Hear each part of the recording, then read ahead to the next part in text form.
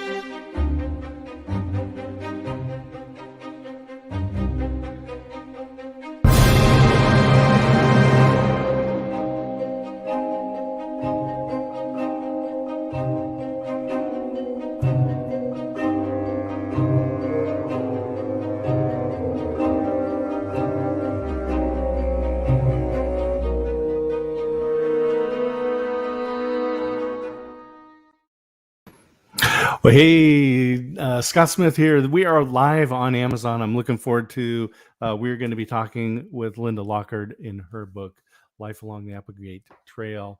And I want to remind everybody that this broadcast brought to you by StatGuard Plus. A lot of people are coming back into the workplace and they're used to setting their own temperature at home.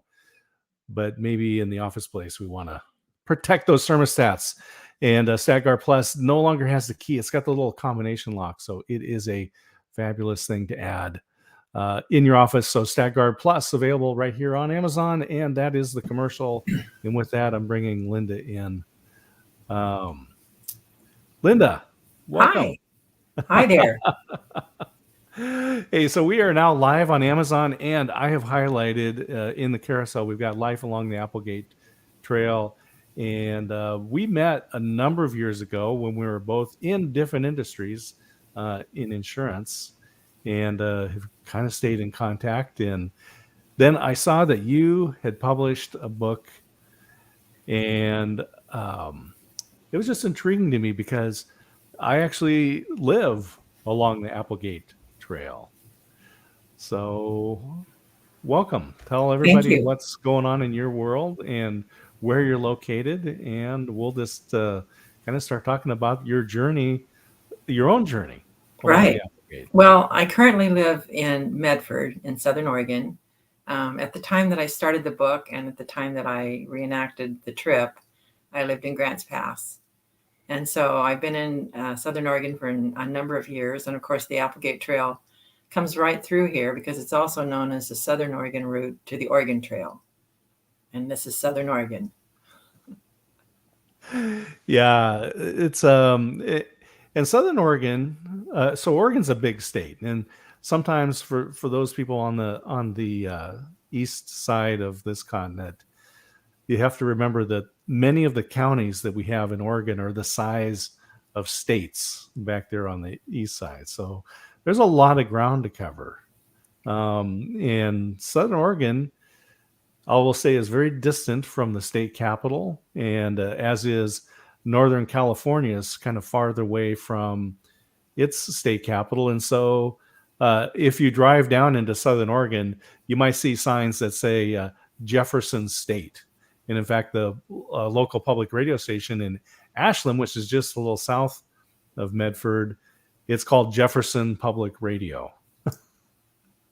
Very independent crowd down there. Very independent. And they were independent in the 1800s as well. Yeah. So why don't you just kind of give us a little idea about why you chose to write this book and when you started to write this book. Sure. Well, I started to say back in the 1800s, but it was 1900. I was living in Grants Pass, and I was the director of tourism, visitors and convention bureau. And we were planning an event that was following up the Oregon Trail Sesquicentennial. Sesquicentennial, say that fast. It means 150-year celebration. So we were involved in the Oregon Trail celebration. And along with that, I had an event planned in town with our tourism group. And I ended up getting on a wagon that was outside of town and coming into town to meet everybody at this event that we were having. And I think I told you, Scott, that I just fell in love. Mm. I just got up on the wagon and everything was so slowed down and the horses were clip-clopping along and the smells and you could see everything, you could hear everything, and you could hear people whispering and kids looking at the wagons as we rode by and, shouting out, look at the wagon, look at the horses. And it was just, it really got me.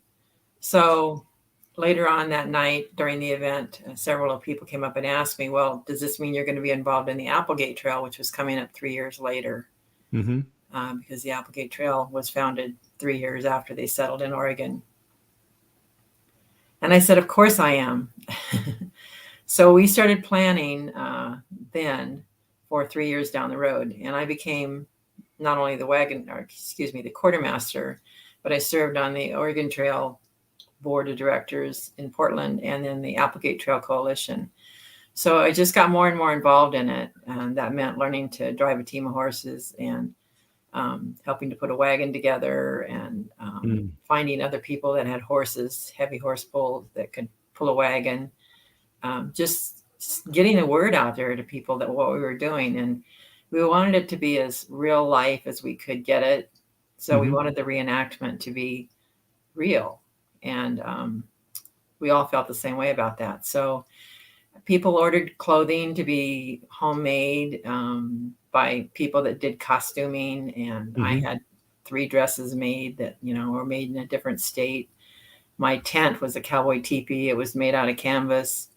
We wore as close as we could so that we could attract the attention of people and bring out what was going on the Applegate Trail and teach people about how we were settled here in Oregon. So other people got involved that couldn't go on the trip. Some people went for 2 days. Some people went for 2 weeks. Some people went the whole 51 days when we did the reenactment. But when we got back from the reenactment, that was in 1996, I decided that I needed to write this book because nobody would ever believe me otherwise. And so I started writing it. But at the time I was working and I still had children at home in high school and there was a lot going on. But I did start the book. And for 24 years, I would go back to it every once in a while, and I have to read it from the front again to figure out where I was to catch up. And that's hard to do. Well, we have a comment from Liz Lawless. She says she loves it. We do the same thing in Texas, so I think it's that reenactment. Oh, that's so great! That's so great. Yeah. So that having horses and wagon is one thing, but choosing to costume yourself and getting the tent and all that must have really pulled you in and you felt closer to it. I mean, there you are close to the ground where the real wagons were back 150 years earlier. I knew I was part of it, and it was very organic for everybody that was on the trip because we had to take care of our horses just like they did the oxen back in 1847, 1846. Yeah. So we were all invested, and people took time off from work. They took time off from their lives. And like I said, the trip was 51 days long. I did 31 days of the 51. And I know how I felt when I finished it. Yeah. But I also ached when we were finished because I didn't want it to be done. It was just a great thing. Yeah. And I want to, a little later, I want to come back to that as we kind of talk a little bit more about the story. And we don't want to give anything away because I really do want people click in the carousel. You can click on the book. Just go ahead and add it to cart. And it's not just a history book. It's there's a great story, and I think there's some great messages. And we'll talk about those as well. And so here it is. You've got you've taken this time. You were embedded in this journey and started to write the book. And as you talk about, you had kids, you had a job, you had all these things. A soccer coach. Yeah, I was doing all kinds of things. Yeah. So that went on for 24 years. And then just before COVID started, my mother had passed away. And my mother was one of my biggest fans. Anytime I'd write anything, she wanted to read it. But Oh, she also nice. loved romance novels and history and all kinds of stuff. So she was right along with me. But she passed away. And so, um, and I had been laid off at that point in time because of COVID. Mm. And I thought, this is the perfect time to go back in and finish this book. It was just eating at me. Hmm. And not only that, I wanted it to come out in March because my mom's birthday was in March Oh, and wow. it's Women's History Month. Okay. And so Hmm. I thought, this is the day that I'm picking, and my publishers helped me, and we picked that date, and it came out on March 8th. Yeah. So it was released. Um, but once I got started in there again writing, I wrote, I think, 13 chapters the first 24 years. And then I wrote the other 17 chapters in 4 months. So in that 4 months time, I decided I needed an editor, I needed publishers, I needed someone to design the cover of the book. I needed all these different things. And there's no way that I could have been working a job and doing that at the same time.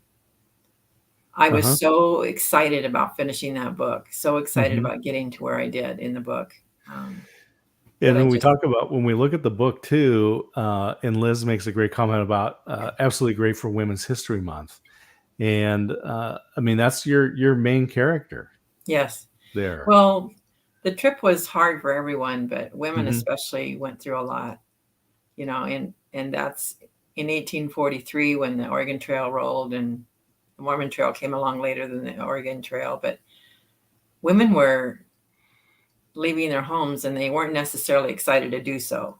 Hmm. And you think that the average family was between 8 and 10 people, and they didn't ride in the wagon. That meant that the woman had to take care of all the children.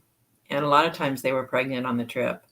Wow. So it was a harsh, harsh trip. And like some of the diaries, said it was that interminable distance, Mm. and it was hard on women. The 19th century, because of course we're very familiar with the 20th century and now the 21st century, of course, but the 19th century, uh, even apart from taking on such a rigorous journey as one of the wagon trains coming out, I'll just say in the 19th century, death was always right at your elbow, and people Always. were always just uh, I will say mourning, but somebody Right, they knew died. right, right. Well, and if you ever looked at a wagon up close, you can see some of the reasons people died under the wagon wheel, Mm. or snake bites, disease. And Hmm. there was all kinds of things, and they didn't have all the medicines that we have now. They didn't have a lot of times they didn't even have water or food.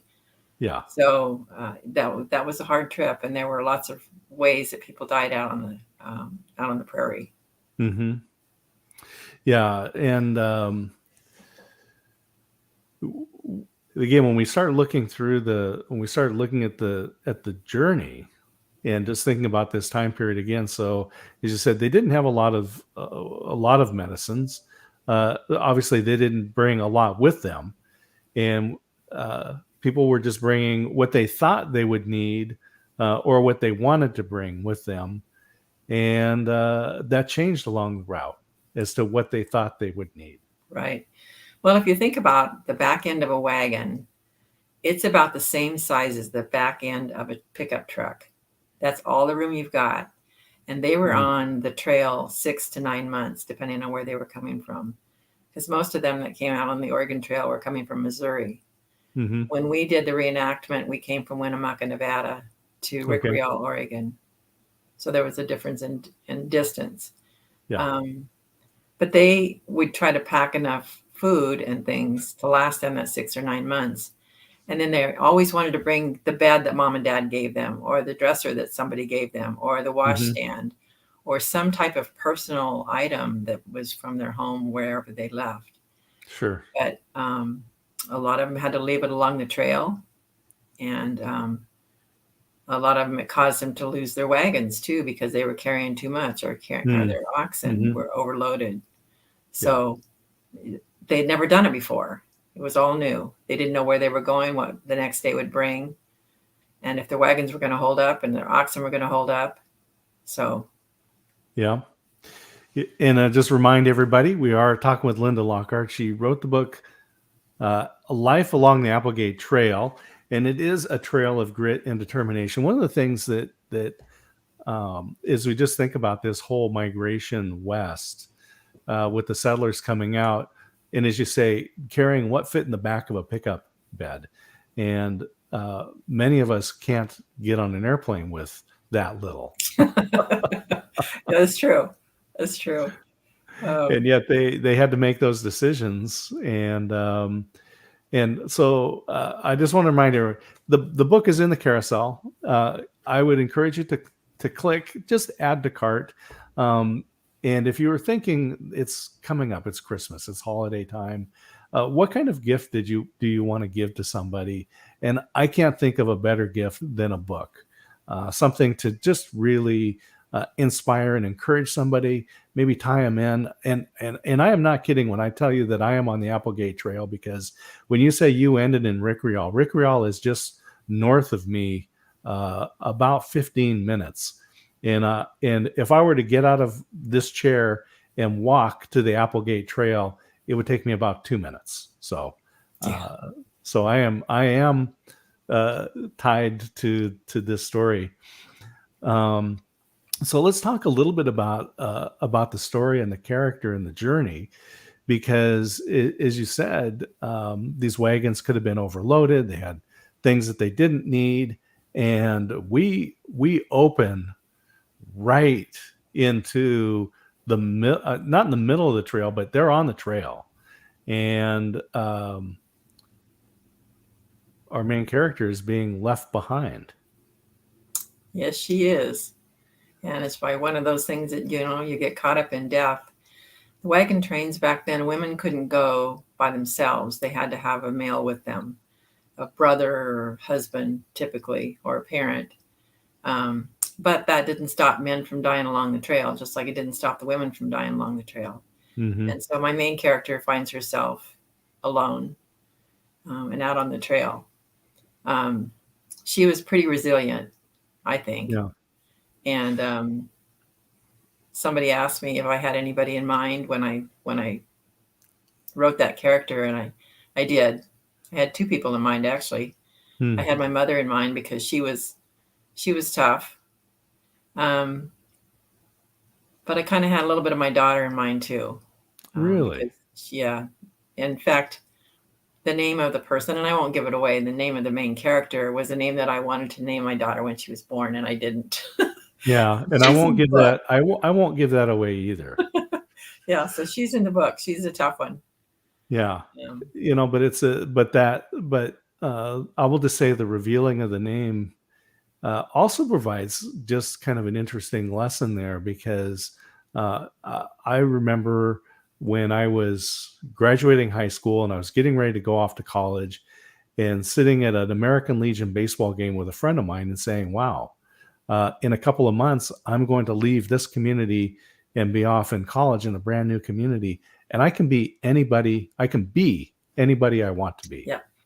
And I remember his comment to me at the time was, "Scott, do you want to be someone different?" Yeah. I said, "No, I don't." But I think there's an interesting. There's something about that moment in the story that gives people an opportunity to say, where is that new beginning for you? Have you had it? Are you going to have it? Right. And this whole story is about new beginnings. I mean, they all are going to a territory that they know nothing about other than what they've heard, which is the fish are jumping 6 feet out of the air and, out of the water, and everything is lush and everything is perfect, and nothing is perfect anywhere. Which takes me back to the origination. Eden, right? They were talking about Eden. Yes, they were. They called it Eden. Mm-hmm. And so when that started was in 1843, actually, on the Oregon Trail. It was named the Applegate Trail because of the Applegate brothers. The Applegate brothers were on the Oregon Trail, and the same day at the same time, both of their 10-year-old sons were drowned in the river up near the Dalles.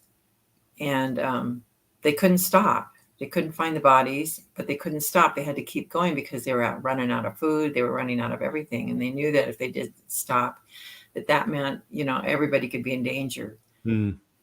So the Applegate brothers made a vow that they would get everyone settled up in Oregon Territory, and then they would go back maybe a couple years later, and they would find a safer route that was less perilous than what the Oregon Trail was. Mm-hmm. Well, 3 years later, Levi Scott went back on behalf of the Applegate brothers, and he went on what's called the Applegate Trail. So it's named after the Applegate brothers, but it's also called the Southern Route to the Oregon Trail. It was not less perilous.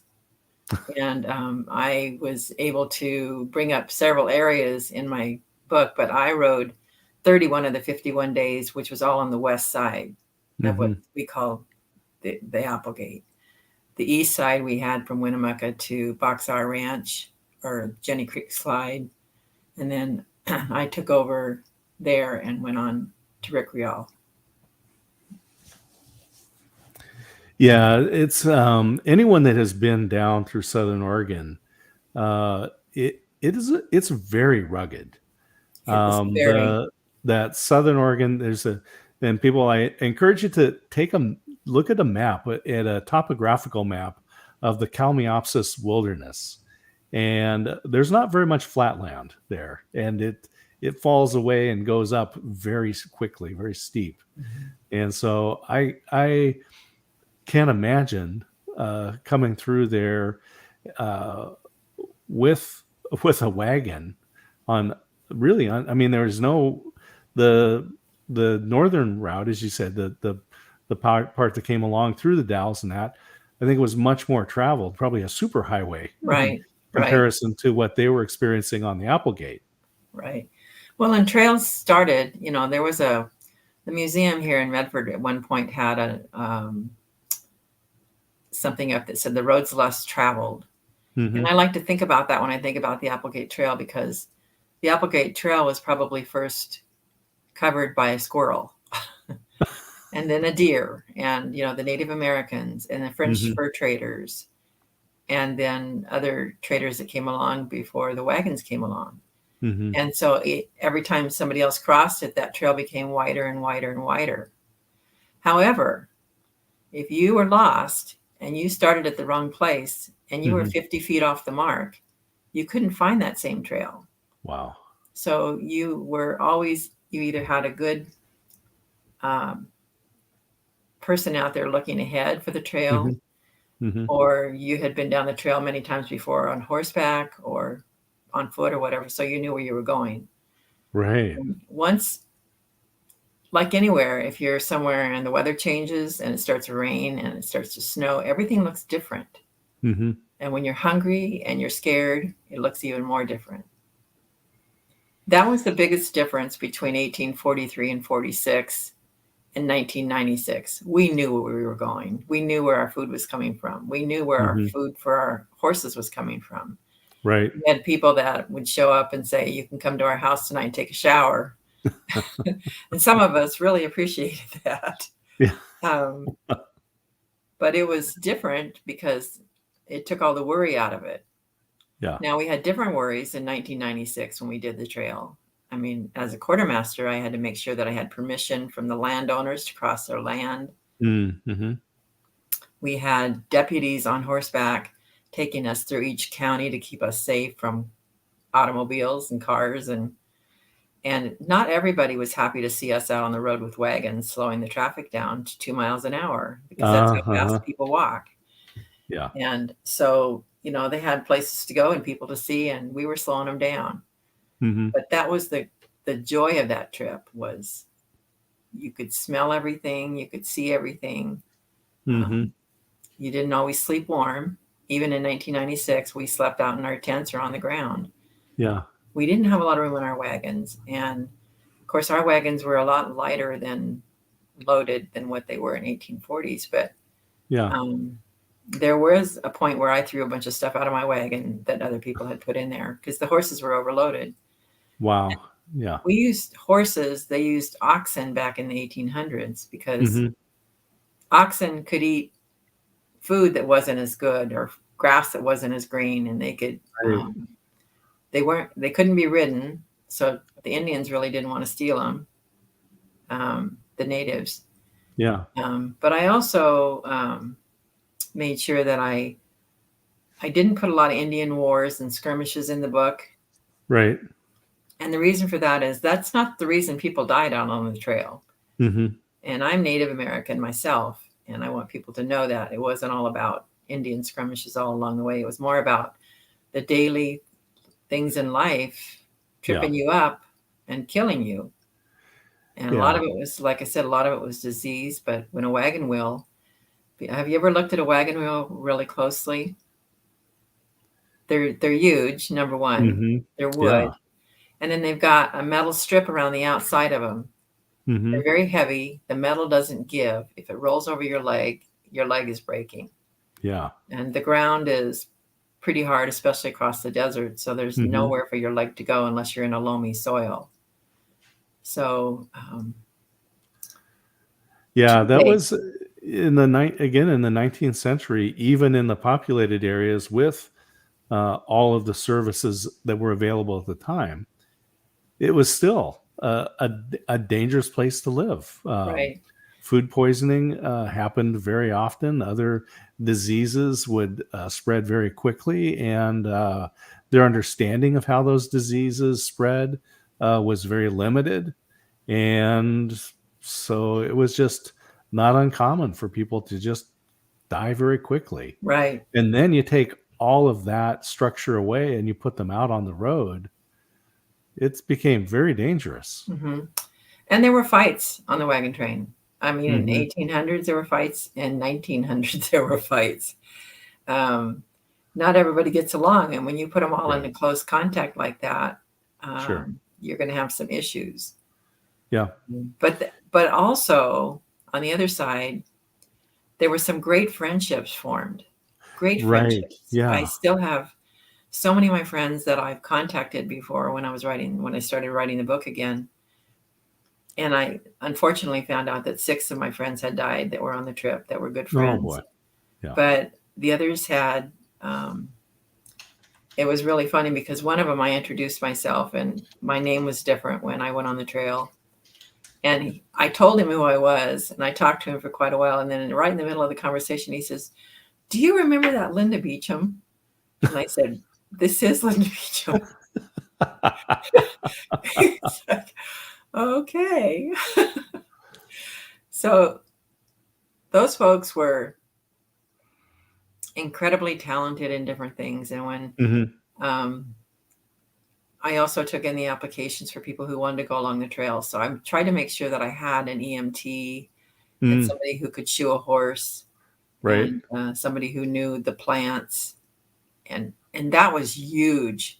Right. Huge in the 1800s. I mean, it's always been huge for the Native Americans and from right on through, is that they knew which plants they could eat and which plants they couldn't eat.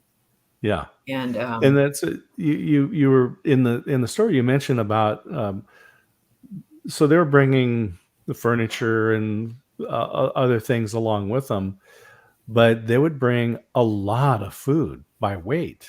They loaded up their wagon with a lot. At least they started out with a lot of food. But there comes a time when that starts to run out because of consumption, but also just from things that happen, like wagons getting damaged or sliding whatever. down the side of a hill and breaking up into many pieces. Yeah, and spoiling all the food. Yes. Spreading it all over the hillside. Yeah. And so then they also did partially get sustenance from what was around them. Yes. And the front of the book kind of shows you that if you know what you're looking at. There's a border around the book, and it's got oak leaves and acorns. And as you know, there's a lot in the book about acorns. And so everything about that book cover has a reason for it.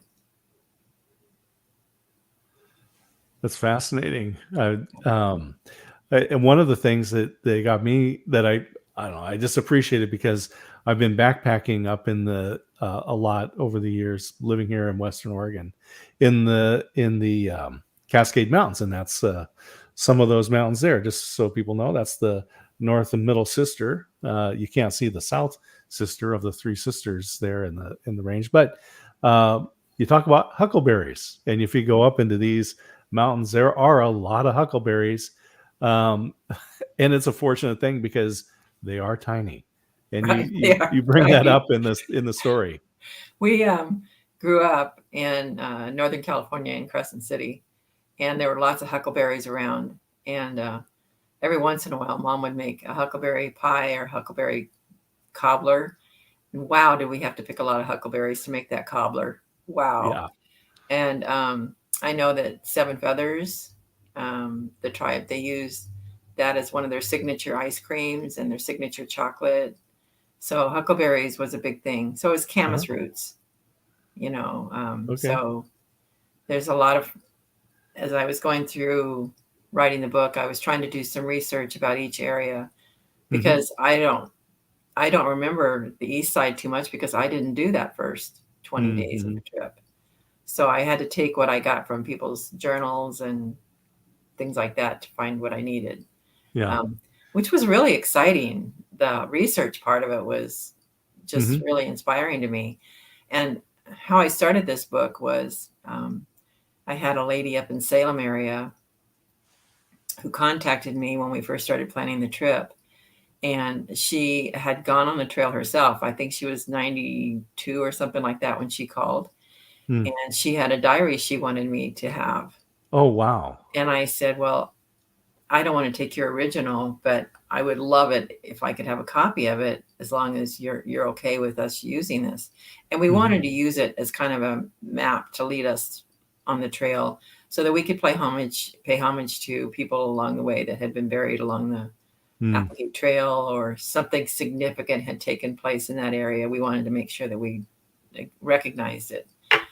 So I got a copy of her diary, and reading her diary was so helpful because, I realized that our trip in 1996 was so much easier than what they had in 1800s.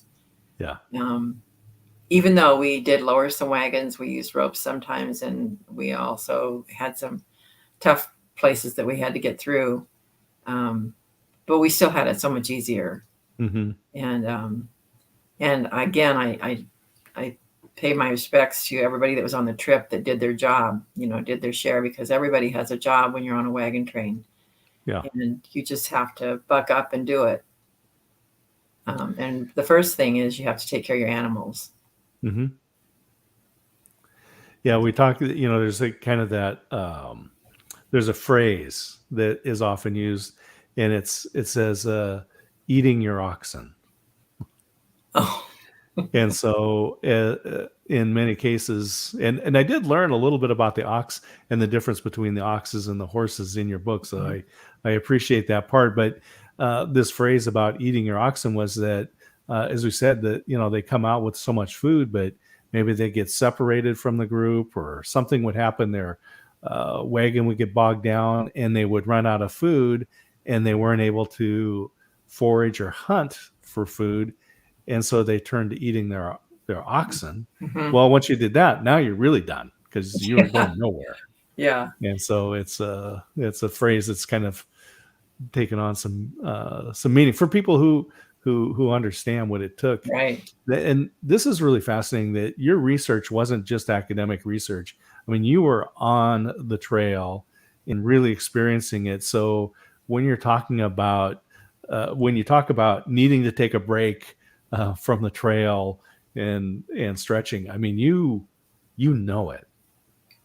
Yeah, I did, and I'm not sorry that I did it. And the other item that I was going to tell you is the reason this was a really great year to release my book was this is the 150th year celebration. So, 175. We did the 150th. This is the 175th. So this is 25 years after I did the trip. Yeah. And that was the other reason I needed to finish that book before my memory left me completely, was to get the rest of the facts that I could remember. And there's a lot of, and there's also some really strong emotional aspects. Well, that's what I was going to say. I wanted to remember the smells, and I wanted to remember the emotions.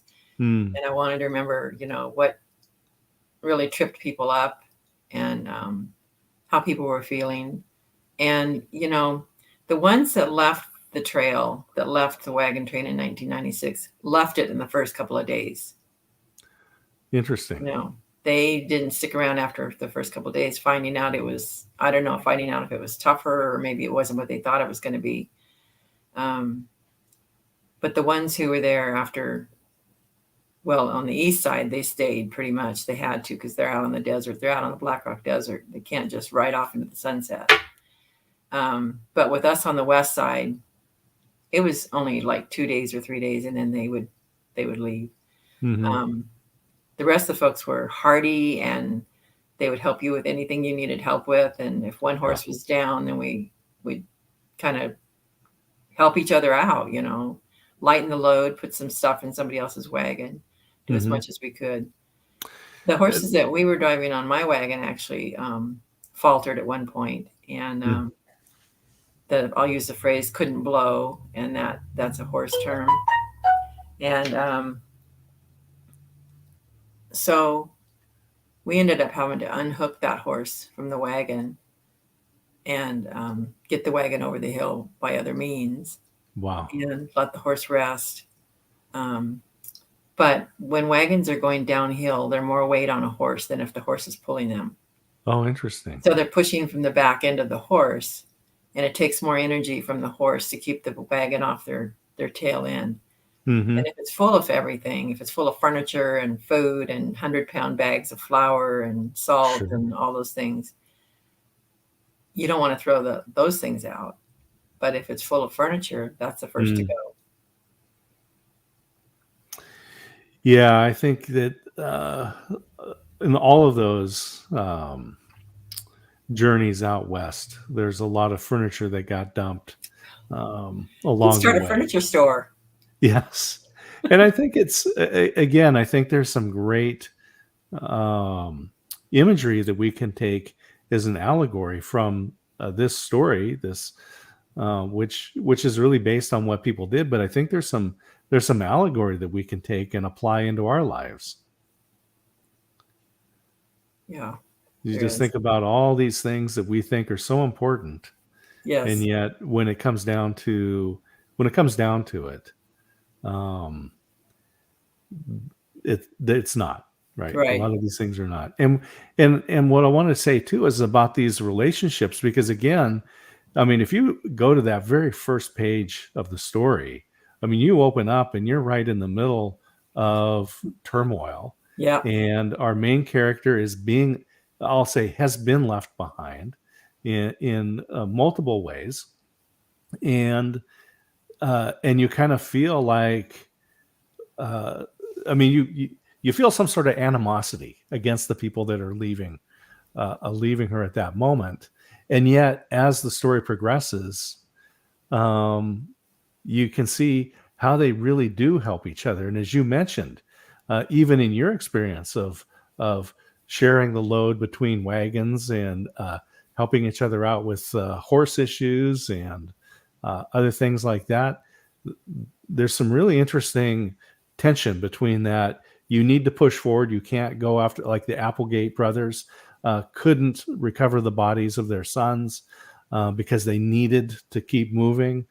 And yet they were also together.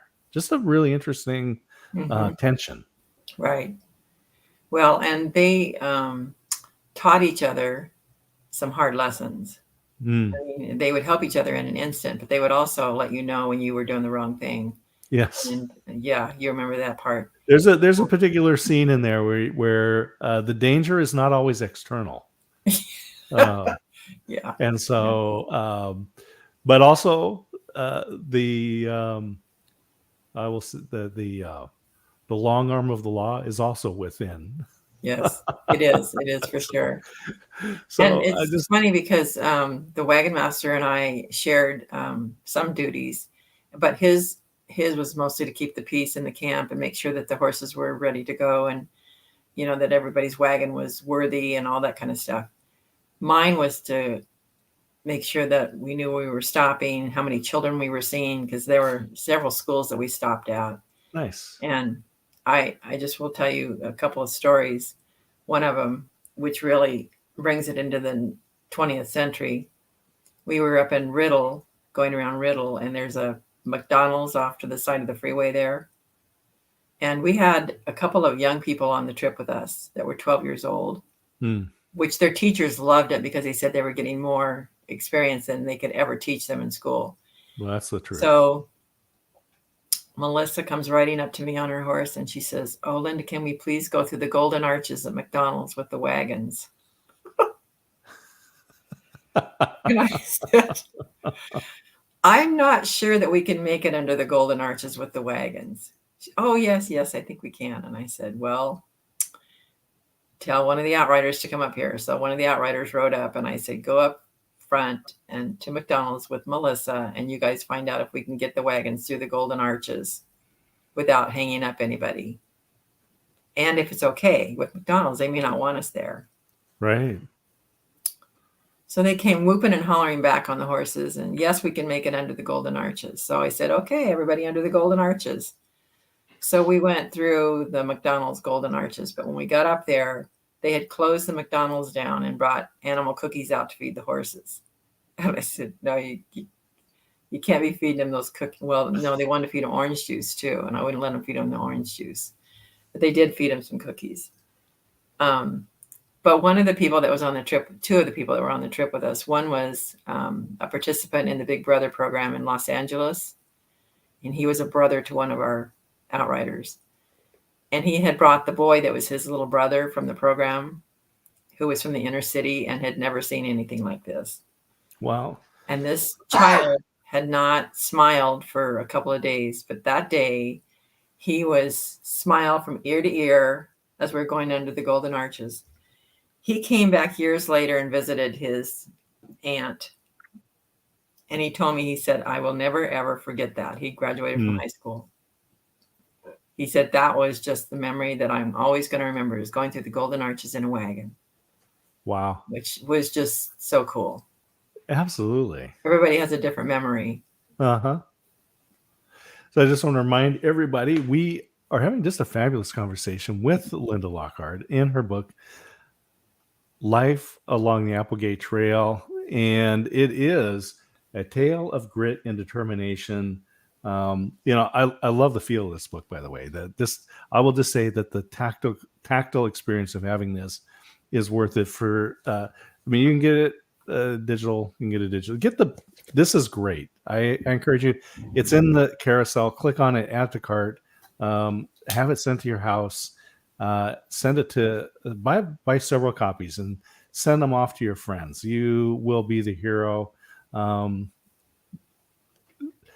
Years ago, one of my favorite jobs was delivering flowers, and I got to give something to somebody that they weren't expecting, that they liked, that they didn't have to pay for. So I encourage you to be the hero. Buy Life Along the Applegate Trail and send it to a friend.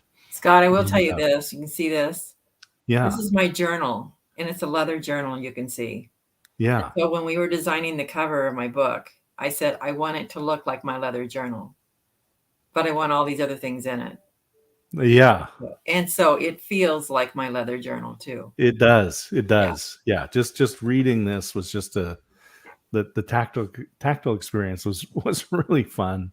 And so I love this story about McDonald's. And so you kind of made a splash there, but you definitely impacted this young man's the rest of his life. Yes, the definite. For that. Another fun story that I'll share with you is we were in Pottsville, right outside of Grants Pass. Are you familiar with that? I am not familiar with Pottsville. Debs Potts was a senator. I think he was a senator for years, and he's passed away since then, but he had this beautiful piece of property right outside of Grants Pass where we were camping with an arena and all kinds of things. We were really lucky. But he didn't tell us that the same weekend that we were there was a big motorhome convention going on out there.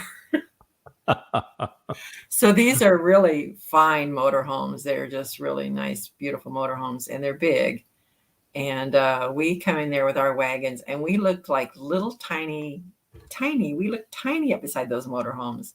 And as we came by, they all came out of their motorhomes and saluted us and waved, and they couldn't wait to visit with us and look at the wagons. But it was just such a dichotomy, you know, just looking at the differences between the two. It was fun. And so you had the 175-year-old version of what they were doing. But Yes. their journey was not dangerous at all. Yeah, no. And you know that our wagons, things keep coming up when you're talking. The wagons, a lot of them were originally made by John Deere. Interesting. Yes. And so a lot of the wagons that we knew that were original, underneath the undercarriage of the wagon would have this 3-implement John Deere logo. And that's what we knew that wagon was original, or at least the undercarriage was original. And we had a lot of originals, which was great. Yeah. And, you know, you're just talking about a lot of the experts that you had brought into to your crew as you were taking this reenactment.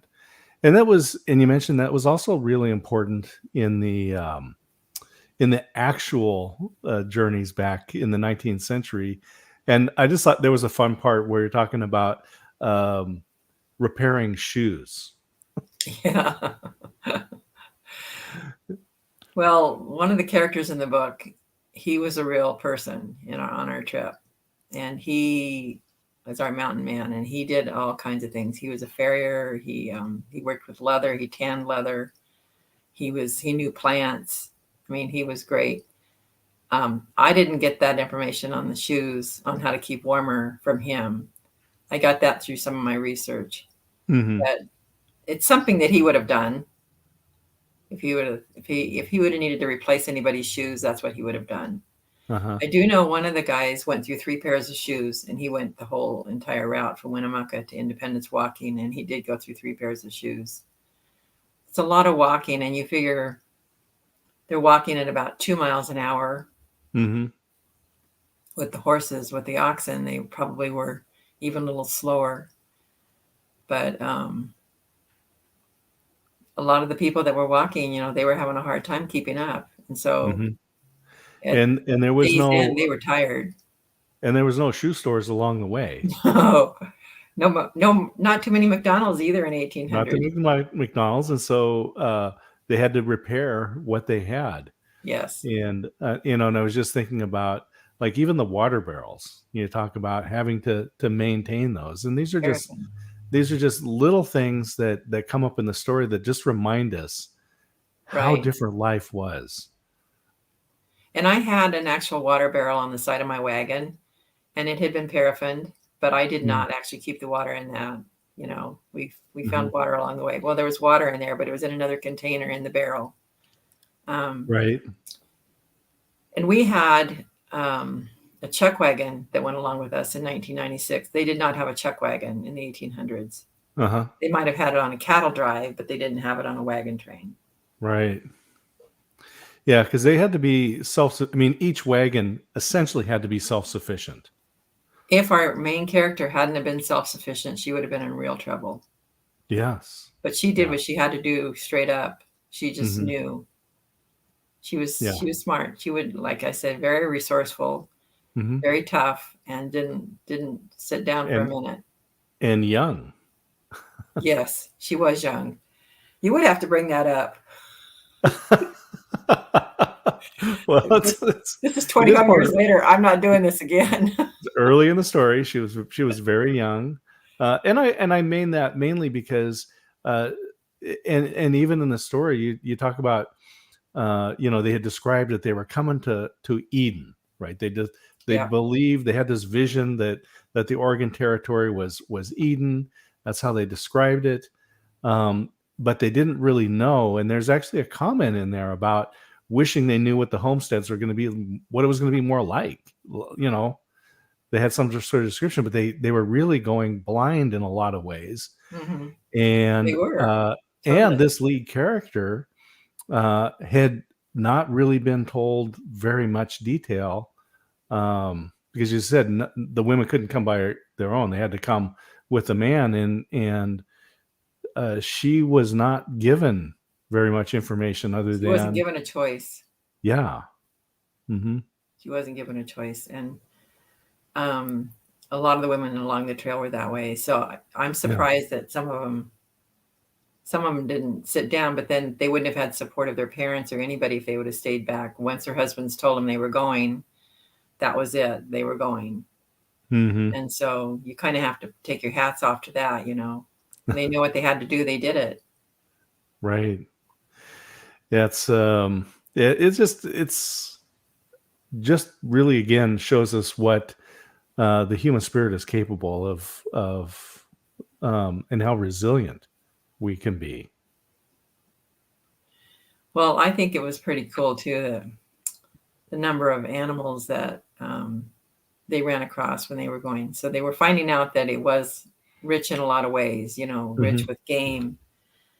But there also had to be a lot of care given to the fact that they were going into somebody else's territory, which was the Native Mm-hmm. American, Sure. and they were Yeah. taking over and they were changing their lives forever. Right. So the characters that I have in my book, I tried to make them caring people, Mm-hmm. and people that were aware that they might be going into some kind of not so friendly place, Mm. but that's where they were going to live. So they had to figure it out. Sure. And Yeah. and when they shot animals or when they killed animals, then it needed to be for food only and it didn't need to Mm-hmm. be for sport, which they didn't do it for sport. No, they certainly didn't have the resources to be wasting their Ammo. ammunition. Yeah. Well, I thought some of the times it was for protection. They needed to Quite a bit defend of the times it was against for from protection. those animals. Yeah. Right. Right. And so yeah, no, I think as you go through the compassion of the characters does come through. Hmm. And I think it's a lot, again, it's a tribute to you, Well, and that thank you. your spirit is able to come through those characters. And as we kind of start to get toward the end here and winding down, I actually wanted to just pull and read a very short section, a paragraph here, to kind of help kind of wrap this up and again encourage people that being on life along the Applegate Trail, it is historical fiction, but Linda's research includes riding on the wagon herself, traveling that journey. And I love the fact that you had that the journal of somebody who had been there. I mean, I can't Hmm. think of a better combination. But I wanted to read this paragraph. It says, "Being on this wagon train had been a big learning experience. You prepared for the unforeseen. You found moments of time to complete what seemed like a small task at that time. However, it could make a big difference down the road. You made yourself available to others because you could, and because they were your neighbors, trying to get to their dreams with their families intact, just like you were." And this is one of those things that to me is not it. To me, I love that part of the book because it applies today. Hmm. It is, and this is one of those things where you could get that framed and put it on your wall. And I have started a second book. Good. We'll see how long it takes me to Tell do us that one. about, yeah. So another, hopefully not another 20 some years. No, yeah, hopefully not. What have you got going? What have you got coming up, Linda? Well, right now I'm just looking at some more book signings that I'm working on, and once I have those cemented in, I put them on my Facebook page, Mm-hmm. so people can kind of keep up with them, and just kind of fleshing out my story right now. Yeah. So that's pretty So much tell it. us can you tell us a little bit about the next book? Well, I could, but then you know what would happen. Um, All right. Well, well, it's going to be about life, not only along the Applegate Trail, but right on the Applegate Trail. So mm, um, in this first book, you'll get to the end, and I think it'll tell people who are reading it what's going to happen in the next book, Well, or and at I least think what's going to start out. that's very encouraging because as you read the book, I mean, you do want to continue on and learn a little bit more. I mean, you're traveling on this journey, and I will say, I mean, it's hard. It's sometimes it's hard to read, not Yeah, the writing, but I mean yeah. just what's going I on in the story. I cried a couple times when I was writing that, and the stuff was coming out of me, and I was writing it, and I was crying at the Mm, same time. So, but yeah. it's so true. It really happened along the trail. Hmm. And so we'll get to follow up, and so Yes. I'm excited about that. Yeah. And so, so tell us about where's your website, so people Well, I don't can have a follow you, website. I have or a Facebook page, and it's Facebook, Facebook. Linda Lochard author Facebook page. And that usually has anything that's new happening with me. And you can get on there and keep an idea of the schedule and everything. It also has Very some good. pictures on there that people might enjoy of the Good. 1996 reenactment. There's quite a few pictures on there, and I'll be loading more as I go. I think that'll Um, be great. I think we would all like to see the wagons and the clothing, and yes. And kind now of how that applies. I'm actually trying to scrapbook this trip. Now that I've finished the book, now I'm scrapbooking, and I've got Hmm. scrapbooking laying all over the place. But um, I don't know if you can see behind me or not, but there's the hat that I wore, the black hat. Oh yeah. That's the hat that I wore on the trip. Okay. And dresses were made very, the skirts were very big with Hmm.